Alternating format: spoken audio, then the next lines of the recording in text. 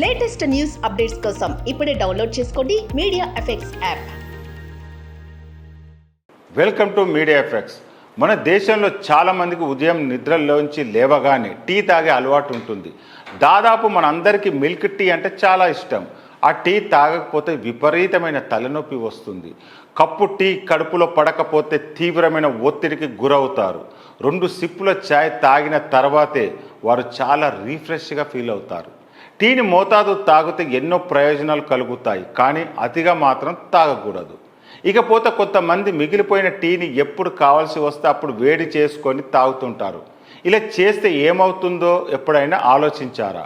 Tea కాచినప్పుడు తాగితే ఎలాంటి హాని ఉండదు, కానీ పదే పదే వేడి చేసి తాగితే సైడ్ ఎఫెక్ట్స్ చాలా వస్తాయంటున్నారు ఆరోగ్య నిపుణులు. అవేంటో ఇప్పుడు తెలుసుకుందాం. నంబర్ 1, పోషకాలను కోల్పోతుంది. మిల్క్ టీని ఎక్కువసేపు కాచడం వల్ల దానిలోని పోషకాలు కోల్పోతుంది. ఎందుకంటే పాలలో కాల్షియం, ప్రోటీన్, విటమిన్ డి వంటి ముఖ్యమైన పోషకాలు ఉంటాయి. ఎక్కువసేపు మరిగించిన పాల టీ వీటిని కోల్పోతాయి. నంబర్ 2, రుచిలో మార్పు. మిల్క్ టీని ఎక్కువసేపు మరిగించడం వల్ల దాని రుచి తగ్గుతుంది. ఎక్కువసేపు మరిగించడం వల్ల దానికి చేదు రుచి వస్తుంది. మరో మాటలో చెప్పాలంటే ఇది టీ నిజమైన రుచిని కోల్పోతుంది.